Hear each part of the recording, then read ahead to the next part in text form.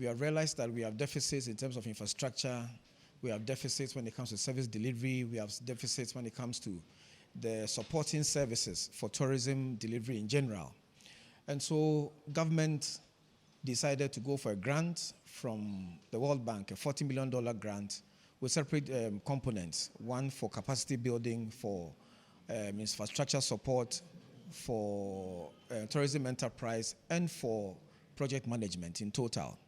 As we speak, we realize also that whilst they are publicly owned sites that government is investing in, it became necessary to set aside part of the money under a grant program to support private initiatives or private enterprises under the tourism sector or ecosystem for that matter. So we have hotels, for instance, we have sites, we have restaurant services, we have tourism transportation related services that are not owned by government. They are owned by private individuals or communities, or in some cases traditional councils. The third phase of the tourism grant will be disbursed under 3 levels: COVID relief funds to help firms get off the ground, grants for small and medium-sized businesses, and site upgrade grants to help businesses and tourism sites upgrade their infrastructure. Somehow, and there are 3 levels of the grants.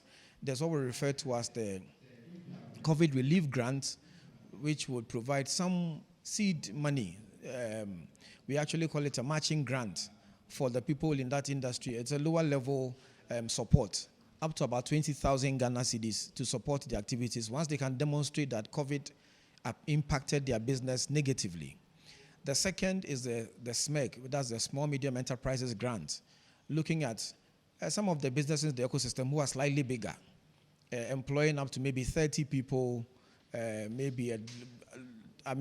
downwards of a minimum of 5 people, and they can attract up to, let's say, $20,000 to be able to support the business they are doing in the ecosystem.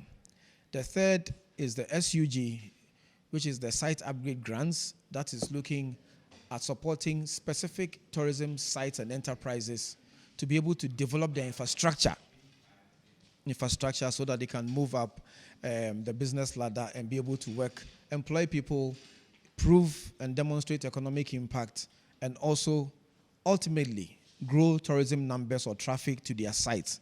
These are things we are going to monitor strictly to make sure that we have achieved the project development objective we set for ourselves.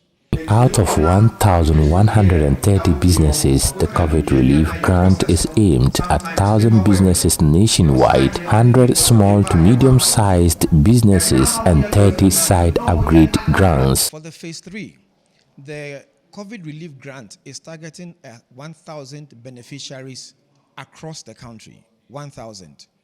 The SMEG, which is a second level, is targeting up to 100 beneficiaries.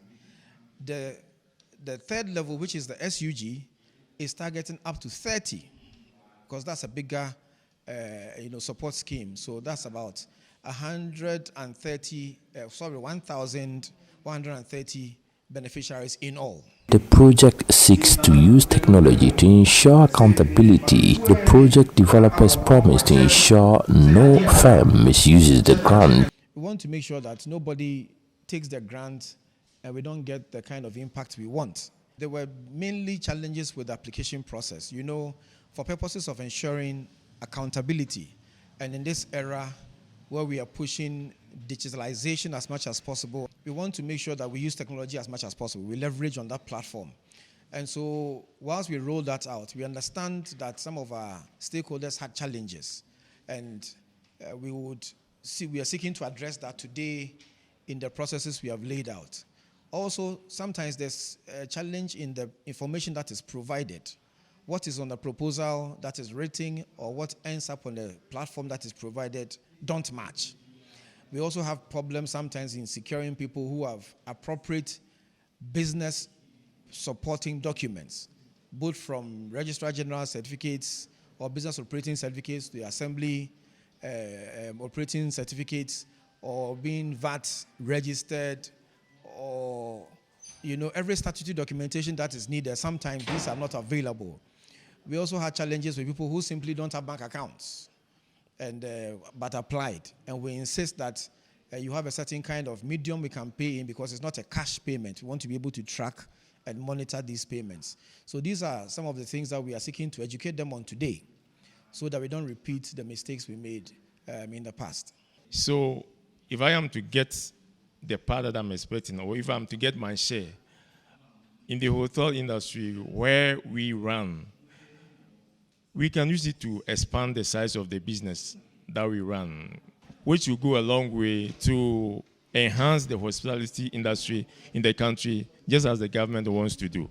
So I think it's a good call. The $40 million facility extended to the government of Ghana by the World Bank supports project management, infrastructure, and capacity building in the tourism industry. The initiative will assist in enhancing the performance of Ghana's designated tourist sites. A report by Mohamed NURUDEEN.